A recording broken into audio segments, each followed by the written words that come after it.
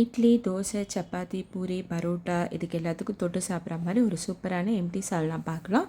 நல்லா தாராளமாக ஒரு 2-3 டேபிள் ஸ்பூன் எண்ணெய் விட்டுக்கோங்க. பிரியாணி இலை, பட்டை, அன்னாச்சி பூ, கிராம்பு, ஏலக்காய் இதெல்லாம் சேர்த்து நல்லா தாளிச்சுக்கோங்க. ஒரு 2 மீடியம் சைஸ் வெங்காயத்தை இது மாதிரி ஃபைன் சாப் ஒரு லென்த் வைஸ் கட் பண்ணி நீங்கள் சேர்த்துக்கலாம். கூடவே ஒரு 3 பச்சை மிளகாய் ஸ்லிட் பண்ணி ஒரு 1.5 டீஸ்பூன் வந்து ஜிஞ்சர் கார்லிக் பேஸ்ட் இதையும் சேர்த்து நல்லா வதக்கிக்கோங்க. இதோட பச்சை வாசனை போனதுக்கப்புறமா ஒரு 2 மீடியம் சைஸ் தக்காளி ஃபைன் சாப் பண்ணி சேர்த்துக்கோங்க.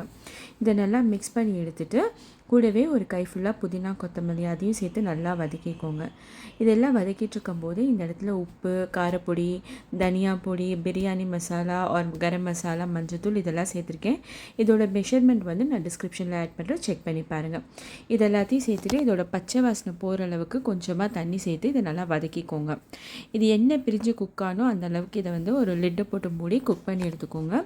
அது ரெடியாகிறதுக்குள்ளே இங்கே ஒரு மிக்ஸி ஜாரில் ஒரு கப் வந்து தேங்காய், ஒரு டேபிள் ஸ்பூன் வந்து பொட்டுக்கடலை, பெருஞ்சீரகம், ஒரு 10 முந்திரி கூடவே கொஞ்சம் தண்ணி சேர்த்து இதை நல்லா விழுதாக அரைச்சிக்கலாம். இது இந்த அளவுக்கு ஆனதுக்கப்புறமா இதை வந்து நம்ம இப்போ அந்த கிரேவியில் சேர்க்கணும். இப்போ இது நல்லா எண்ணெய் பிரிஞ்சு குக் ஆகிடுச்சு. இப்போ இந்த இடத்துல வந்து நம்ம அரைச்ச விழுதை வந்து சேர்த்துக்கலாம். சேர்த்துட்டு இதை நல்லா மீடியம் டு லோவில் வச்சு மிக்ஸ் பண்ணிங்க. நல்லா சீக்கிரமாக அடிப்பிடிச்சிடும். இதை வந்து நல்லா மிக்ஸ் பண்ணிவிட்டு தாராளமாக தண்ணி விட்டுக்கோங்க. உங்களுக்கு அந்த கிரேவியோட கன்சிஸ்டன்சி எந்த அளவு வேணுமோ அந்த அளவுக்கு தண்ணி சேர்த்துக்கோங்க. ஏன்னா இதில் முந்திரியும் பொட்டுக்கல்லையும் சேர்த்ததுனால கிரேவி நிமிஷமாக திக்காயிடும். ஸோ தண்ணி வந்து தாராளமாக சேர்த்துக்கோங்க. தண்ணி சேர்க்குற இடத்துல நீங்கள் உப்பு செக் பண்ணி பாருங்கள். உப்பு கொஞ்சம் தேவைப்பட்டதுன்னா ஆட் பண்ணிக்கலாம். ஸோ இப்போ இது கரெக்டாக இருக்குது.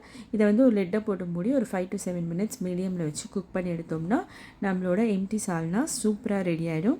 இன்றைக்கி இந்த கன்சிஸ்டன்சி கரெக்டாக இருக்குது. உங்களுக்கு இன்னும் தண்ணி வேணும்னா இன்னும் கொஞ்சம் கூட தண்ணி ஆட் பண்ணிக்கலாம். ஸோ இப்போ இந்த எம்டி சால்னா அவ்வளோ அட்டகாசமாக ரெடி ஆகிடுச்சு. இன்றைக்கி நான் வந்து இதை வந்து தோசையோடு சர்வ் பண்ணுறேன். இது வந்து சப்பாத்தி, பூரி, பரோட்டா, இட்லி, ஈவன் வந்து ஜீரா ரைஸ் இல்லைன்னா வந்து தேங்காய் பால் சாதம் இது எதுக்கு வேணாலும் தொட்டு சாப்பிடலாம். ரொம்ப அட்டகாசமாக இருக்கும். நல்லா இந்த மாதிரி கிறிஸ்பியாக தோசை இல்லை பரோட்டா ஏதாச்சும் செய்துட்டு கூடவே வந்து இதை வச்சு சாப்பிட்டோம்னா அவ்வளோ அட்டகாசமாக இருக்கும். நீங்களும் இந்த ரெசிபி ஒரு வாட்டி ட்ரை பண்ணி பாருங்கள். எப்படி வந்ததுன்ற உங்கள் ஃபீட்பேக்கையும் தெரியப்படுத்துங்க. இது அவ்வளோ வாசனையாக அவ்வளோ ஃப்ளேவர்ஃபுல்லாக இருந்ததுங்க. என் பசங்களுக்கு, என் ஹஸ்பண்டுக்கு எல்லாருக்கும் இது ரொம்ப பிடிச்சது. ஒரு வாட்டி ட்ரை பண்ணி பாருங்கள். எப்படி வந்ததுன்றதை தெரியப்படுத்துங்க. நம்ம இன்னொரு வீடியோவில் சந்திக்கலாம். Until then, take care. Thank you so much for watching.